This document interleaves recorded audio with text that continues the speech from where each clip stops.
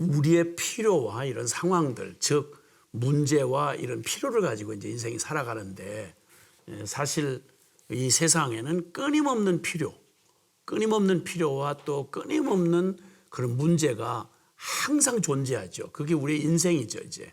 근데 그 속에서 과연 우리에게 진정한 복음이 어떤 복음이어야 되느냐라고 할 때, 그때 우리가 꼭 기억해야 될 게 있는데 두 가지인데요. 문제를 우린 자꾸 이 상황과 조건, 그러니까 상황과 필요, 이것으로 문제를 보는 거예요. 물론 우리의 그런 그 필요가 항상 상존해서 어느 때나 해 아래 살아가는 날 동안 끊임없는 필요가, 채우고 나면 또 다른 필요가 생겨나고 또 부족한 부분이 있고, 그래서 이것 때문에 우리는 불행하고 이것 때문에 고통스럽고 어려운 거죠. 또 하나 한 문제를 해결하고 나면 또 한 문제가 생기고, 이 문제를 해결하고 나면 산 넘어 또 산이 기다리고 있잖아요. 해 아래 살아있는 동안 이 문제와 그리고 이런 필요를 벗어날 수는 없어요. 이건 언제나 상존해요. 항상 상존해요. 요거의 변화, 즉 이 필요를 채우고 소원이 성취되면 나는 별 문제 없을 거라고 생각하는 거예요. 아니, 이건 두 가지를 봐야 되는데요. 두 가지인데, 하나는 그렇게 상황적인, 우리 현실이라고 말하는 상황적인 필요와 또 그 문제가 있다면, 그보다 더욱 이 눈앞에 펼쳐져 있는 문제와 고통보다 더 심각한 그 문제와 고통이 있어요. 그게 바로 뭐냐면 우리의 존재의 문제예요. 이 두 가지가 있는 거예요. 근데 우린 자꾸만 나는 요 상황, 이 소원만 이루어지고 요 문제만 해결이 되면 나는 행복할 거야. 그러니까 복음이 되려면 나한테 이 문제 해결해 줘야 돼.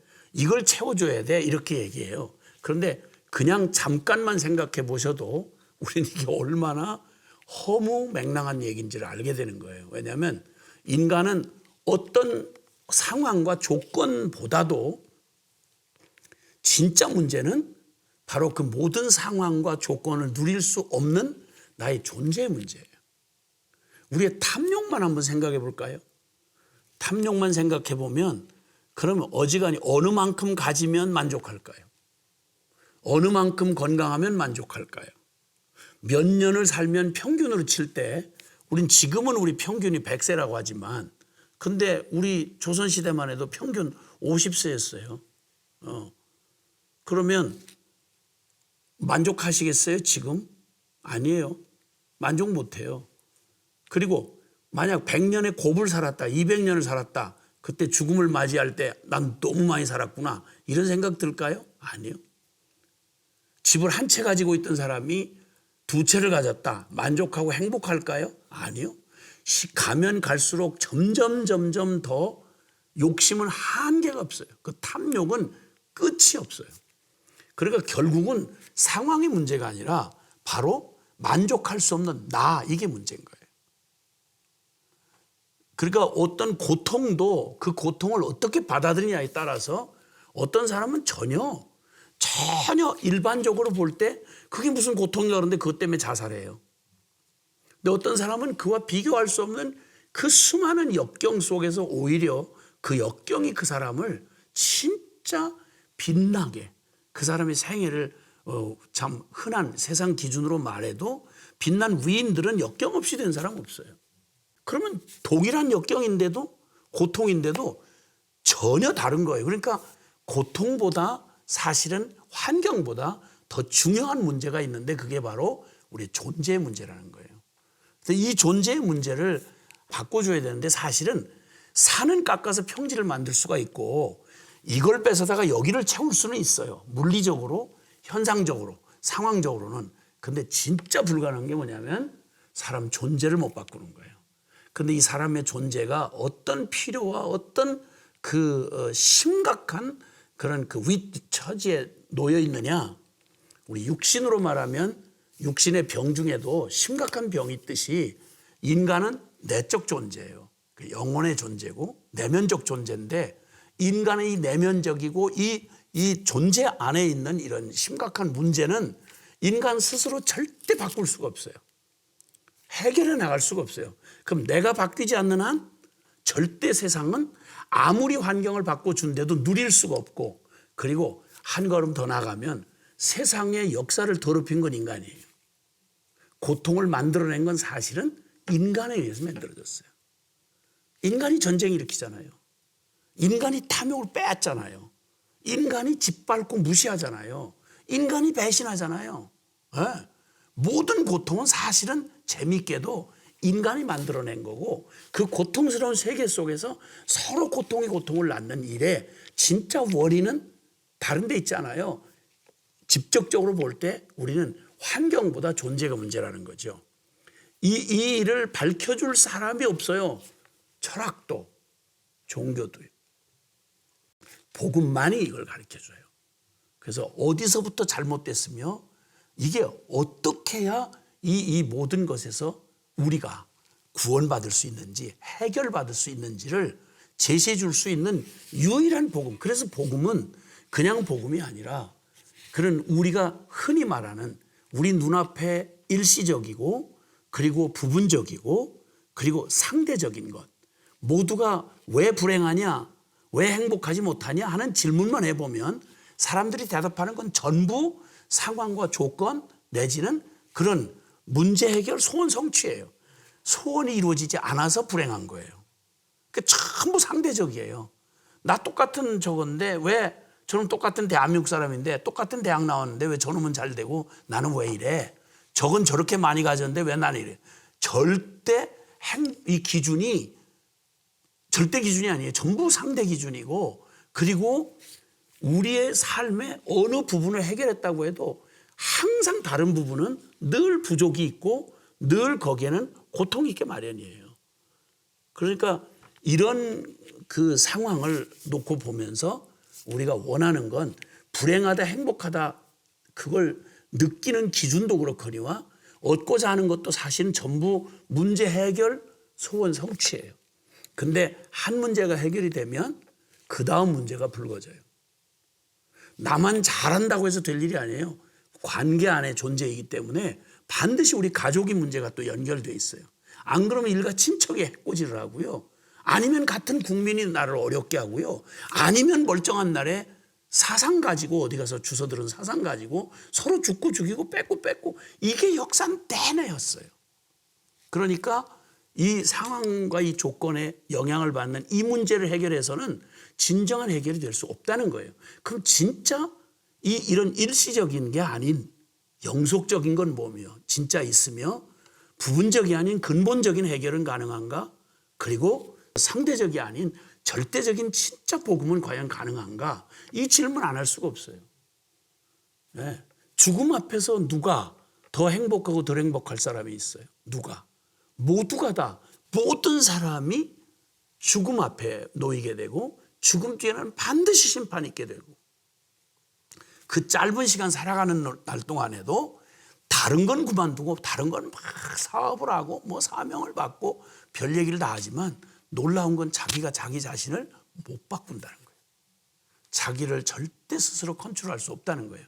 그래서 얘기에 요약을 하자면 다른 그 고난에 대한 얘기를 하기 이전에 먼저 그 드러난 나를 억누르고 있는 상황이나 이런 고통의 문제보다 더욱 급박한 게 바로 뭐냐면 나의 더 절급한 문제, 내 존재의 문제.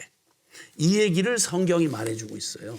온 인류가 다 지켜보는 가운데 일어난 일이 하나 있는데 그게 고대 시대에 성경에는 거기 구원이라는 이런 주제를 가지고 이루어진 역사적 실제 사건이 있어요. 그게 출애굽 사건이에요. 자그마치 400년 동안을 노예로 살았다는 말은 지금 얘기하는 모든 고통을 다 종합으로 해놓은 게 노예예요. 애굽의 노예 400년 끔찍한 거예요. 그건 어떤 출구도 없고 그리고 그들에게 당면한 그 모든 필요는 우리가 지금 말하는 모든 고통의 문제라는 게 거기 다 함께 있는 걸 노예 생활이라고 그래요. 기본 인권을 빼앗길 뿐만 아니라 그냥 물건 취급당할 뿐만 아니라 그냥 혹사당하고 말로 다 할 수 없는 비극이 종합인데 그 문제를 해결할 수 있는 유일한 길은 스스로는 안 되고 그 노예의 삶에서 해방시켜주는 길이었어요. 그래서 그 눈에 보이는 그들에게 복음은 이 모든 불행을 가져오는 자신들의 이 환경과 조건의 문제라고 생각했고, 그걸 그들 조상적부터 들고 있던 하나님 앞에 부르짖은 거죠. 이것 좀 해결해 달라고, 이 고통을 해결해 달라고. 그래서 그 고통을 완벽하게 역사에 2번 반복 안 될 만큼 엄청난 기적으로 그들을 출애굽시켜 줬잖아요. 근데 그때로부터 문제가 드러나기 시작한 거예요. 그러면 노예에서 벗어났다면 그 다음에 어떤 상황도 감사와 감격으로 행복해 죽어야지. 다른 이유가 뭐 있겠어? 무엇으로 그 비극을 바꾸겠어요? 근데 이 모든 게 다 해결됐는데도 불구하고 그 다음에 그들이 정작 망해서 노예에서 구출받고도 스스로 망하여서 그 비참한 실패자로 광야에서 엎드려 죽은 사람들이 누구냐면 바로 그 기적의 수혜자들이었어요. 그 뒤로 그들은 아무 그들을 불행하게 만드는 어떤 것도 존재하지 않았어요. 피로 다 채워졌어요. 피로 다 채워졌어요. 신분은 완전히 바뀌었어요. 자유민이었어요. 그리고 그들을 억압하고 불행하다고 하게 만들었다고 하는 모든 걸 다 얻었어요, 사실은. 그런데 문제는 그들이 문제였던 거죠. 그 죄악 가운데 있는 그들의 이 불순종과 그리고 그 완전하신 하나님을 도저히 받아들일 수 없는 그 기이하고 이상한, 정상이 아닌 비정상인 그들의 존재적으로 심각한 영혼의 질병을 가지고 있는 아주 반역적 그런 죄악을 가지고 있는 그들 존재가 그들을 망하게 했지 환경이 그들을 망하게 한 거 아니에요. 그러니까 오늘날 우리에게 동일하게 적용을 해봐도 다른 환경이나 어떤 환경이 주는 상황이 주는 고통 때문에 우리 인생이 결론 안 나요. 이 고통과 이 환경은 반드시 유한하고요. 시간이 정해져 있고요. 반드시 하나님의 다스림 안에 있어요. 그리고 하나님은 그 고통에다가 우리를 빼앗길 그런 분이 아니에요.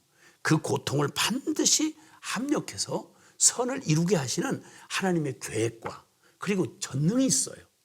그래서 문제는 그 하나님이 우리에게 사실 이 악과 고통의 문제 둘 중에 하나는 상황이라고 했다면, 우리 현실 상황이라고 했다면, 또 하나 나의 존재의 문제예요. 요까지 듣고 나면 여러분은 어떠세요?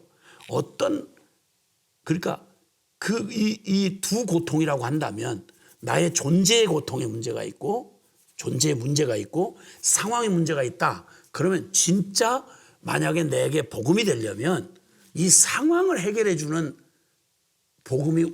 복음이겠어요? 아니면 나의 존재를 해결해 주는 복음이겠어요? 예, 바로 그거예요. 바로 그거예요. 그걸 바로 이 복음은 그래서 들려주지 않고는 자신들이 어디에 이르는지 무슨 위기 가운데인지를 몰라요. 그러니까 당연히 구할 게 해결이 전혀 안 되는데도 그것만 바뀌면 행복할 것 같다는 파랑새를 찾아서 누군가의 말처럼 산 너머 행복이 있다길래 행복을 찾으러 갔다가 눈물만 흘리고 돌아왔네. 그게 모든 역사에 왔다가 죽어간 사람들의 모든 슬픈 노래였어요. 이거는 해답이 안 돼요. 그걸 가지고 수많은 사람들이 가짜 복음인 양 속여왔고 그것 때문에 종교가 존재하고 그것 때문에 수많은 속임이 존재했던 거죠.